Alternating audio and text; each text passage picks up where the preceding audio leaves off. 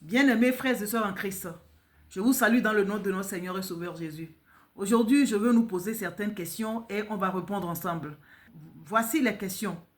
Te garder de l'iniquité, est-ce mauvais? Doit-on avoir des regrets de s'être gardé pur, de s'être séparé, de s'être gardé pour le Seigneur, de s'être gardé pur pour le Seigneur? Doit-on avoir de regrets? Parce que c'est vrai que dans la vie du chrétien, il y a des saisons. Parce que notre Dieu est un Dieu de saison, est un Dieu de dimension. Et Dieu est un Dieu de projet, est un Dieu qui a un agenda et qui fonctionne selon son agenda à lui. Et des fois, l'agenda de Dieu n'est pas conforme à nous, notre propre agenda. Et cela nous amène à nous poser des questions. Mais est-ce que Dieu m'aurait oublié? Voici, depuis 15 ans, depuis 20 ans, je le sers, je ne vois pas de miracle dans ma vie. Et pourtant, on a eu plein de miracles. Hein. Le vrai miracle dont on parle, c'est le désir, le plus grand désir de notre cœur que Dieu n'a pas encore assouvi. Et nous allons poser des questions parce que depuis là, me suis gardé pur. Je dis, ben, c'est jusqu'au mariage parce que je ne veux pas que mon lit conjugal soit souillé. Et voilà que moi, je l'attends depuis 20 ans, depuis 15 ans, rien ne se profile à l'horizon. Et voilà que mes amis, mes camarades que j'ai laissés dans le monde, qui n'ont pas accepté Jésus, elles se sont mariées. Et il y en a qui ont 2 enfants, 3 enfants, 4 enfants. Et moi, je suis là, je prends de l'âge, j'ai 35 ans, j'ai 40 ans, et je ne vois rien venir. Si je savais, j'allais faire comme les autres. J'ai perdu du temps. Il y a des moments, il y a de ces moments qui arrivent dans la vie des enfants de Dieu. Parce que se garder pur pour le Seigneur, c'est la Bible qui nous le recommande. Allons voir dans Romains le chapitre 12, les versets 1 et 2. Je vous encourage donc, frères et sœurs, par les compassions de Dieu, à offrir votre corps comme un sacrifice vivant, saint, agréable à Dieu. Ce sera de votre part un culte raisonnable. Ne vous conformez pas au monde actuel, mais soyez transformés par le renouvellement de l'intelligence, afin de discerner quelle est la volonté de Dieu, ce qui est bon, agréable et parfait. La Bible nous recommande de ne pas nous conformer à ce siècle présent, mais d'être transformés. Quand on se conforme à la parole de Dieu, on se garde. Quand on se conforme à la parole de Dieu, on obéit à ce que la parole de Dieu nous dit. Et on ne peut pas dire, je me suis gardé, j'attends depuis, le Seigneur n'arrive pas, je le regrette. Quand on se conforme à la parole de Dieu, si vraiment nous servons le Seigneur et que nous voulons nous conformer à la parole de Dieu, nous ne pouvons pas avoir de regrets. Nous ne pouvons pas avoir de regrets.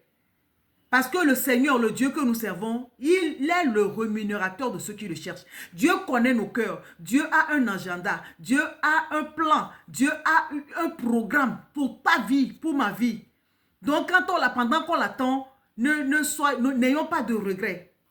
Pendant qu'on a des regrets, il y a des mots de regret que nous énumérons, que nous sommes tristes dans la présence de Dieu et cela nous décourage, cela ne nous amène plus, à dire que cela fait que nous ne pouvons plus servir Dieu comme il le faut, nous ne servons plus Dieu avec empressement, nous ne servons plus Dieu avec crainte ni tremblement parce qu'on se dit que Dieu nous a abandonnés, que Dieu nous a laissés. Dieu ne peut pas nous abandonner, il ne peut pas nous oublier. Allons voir dans Malachie le chapitre 3, les versets 14 et 15. Vous avez dit, c'est en vain que l'on sert Dieu, qu'avons-nous gagné à observer ses préceptes et à marcher avec tristesse à cause de l'Éternel des armées. Maintenant, nous estimons heureux les hautains. Oui, les méchants prospèrent. Oui, ils tentent Dieu et ils échappent. C'est ce qu'on se dit. Que oui, nous l'avons servi, nous avons craint Dieu, nous sommes prosternés devant lui, nous nous sommes humiliés, mais le Seigneur ne nous l'a pas rendu. Voilà parce que c'est vrai que à côté de toi, quand tu regardes dans le monde, tu vois qu'il y a des gens qui mènent une vie de désordre. Mais tu vois que ces gens réussissent, tu te demandes, mais comment est-ce que cela se fait? Toi, tu es un enfant de Dieu. Nous sommes des enfants de Dieu. Dieu nous a fait des promesses. Quand Dieu fait des promesses, Dieu accomplit certainement ses promesses. Le fait que tu attends Dieu longtemps, dans ta patience, Dieu va agir. Dans ta patience, Dieu va se manifester. Dieu ne vient jamais en retard. Regarde le cas de Anne, maman Anne. Elle a attendu, elle a prié jusqu'à ce qu'un jour, Dieu se souvienne d'elle. Regarde maman Sarah. Elle aussi, c'était la même chose. Nous sommes nés avec un agenda différent d'une personne à une autre. Il y en a pour qui ça vient tôt, il y en a pour qui ça vient tard, il y en a pour qui c'est moyen. Mais c'est le seul Dieu qui fait toutes ces choses en nous, au travers de nous, dans nos vies.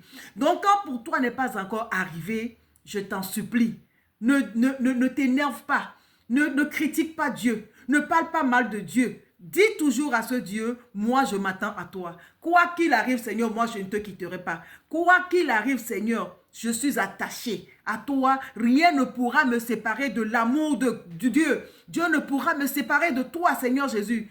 Que ce soit les problèmes de ce monde, que ce soit le diable, que ce soit mon retard en mariage, que ce soit ma famille, que ce soit mes échecs, que ce soit mon chômage, rien ne peut me séparer de toi, Seigneur. Je suis avec toi. Donc, n'ayons pas de regrets du fait de nous être gardés purs. J'ai un témoignage d'une femme. Cette femme, c'était une femme qui était une vendeuse qui venait me vendre des trucs. Et puis, on est devenus des amis, malgré qu'elle était plus âgée que moi. À l'époque, j'étais jeune fille. Et la dame me disait que, tu sais, moi, j'ai reçu Jésus à l'époque, j'ai reçu Jésus depuis 18 ans. Et qu'elle s'attend au mariage depuis, elle n'a pas encore de fiancé. Mais qu'elle s'attend toujours à Dieu parce qu'elle s'est dit que Jésus, c'est en toi que je veux marier. Même quel que soit mon âge, Jésus, c'est en toi, je vais m'attendre à toi. Pour moi, à l'époque, c'était un témoignage poignant. Et elle m'a dit une chose. Elle m'a dit, moi, j'ai dit à Dieu, parce que je prends de l'âge, que je ne veux pas pousser un seul cheveu blanc avant mon mariage. Et le Seigneur a honoré cette prière de cette sœur.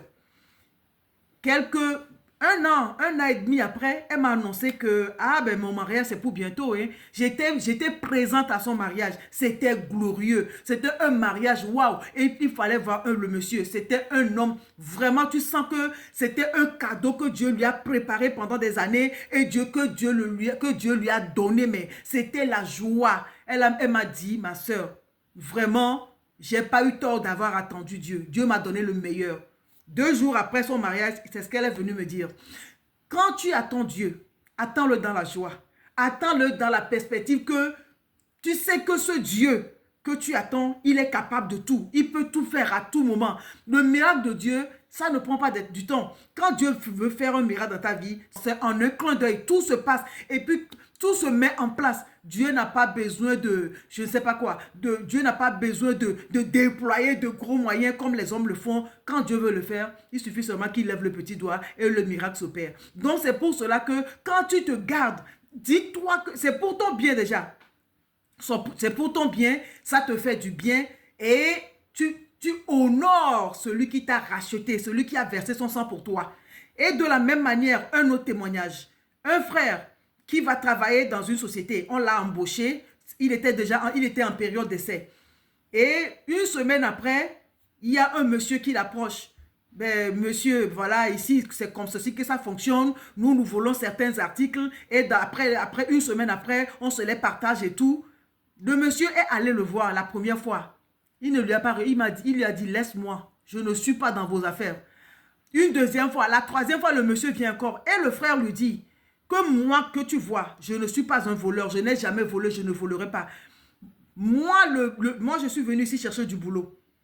C'est quelqu'un qui a implanté cette entreprise. Moi, je cherche sa faveur. Moi, je vais me mettre à voler les articles. Pourquoi? Je ne peux pas le faire. Je t'ai dit la dernière fois que moi ne viens plus avec ces histoires. Mais comme tu es têtu, que tu viens toujours, je vais voir la direction. Je vais dire tout ce que tu m'as dit, que c'est vous les voleurs. Et là, le monsieur lui a dit, si tu vas, c'est toi qu'on va renvoyer. Parce que toi, tu es en période de serre. Nous sommes déjà là, nous sommes installés. Et le frère dit que oui, il est parti. C'était le vendredi. Donc, le lundi, quand il est allé voir la direction pour raconter ce que le monsieur est venu lui dire. Et c'est là que la secrétaire a ri. Et la secrétaire l'a introduit au monsieur qui venait lui faire les propositions. Il ne savait pas que c'était le directeur de la société. C'était le propriétaire de la société. C'était le PDG. Et le PDG lui a dit, nous recherchons des gens comme toi. Donc, direct de période d'essai, il est passé en CDI automatiquement. Pourquoi? parce il s'est gardé. Cela veut dire qu'il était quelqu'un déjà qui se gardait, qui connaissait ses limites, qui savait ce que son Dieu ne voulait pas et ce que Dieu voulait. Et en tant que chrétiens, partout où nous sommes, nous devons travailler à ce que le nom de l'Éternel soit glorifié, même au prix de notre vie. Au prix de notre vie, pourvu que le nom de l'Éternel ne soit pas blasphémé.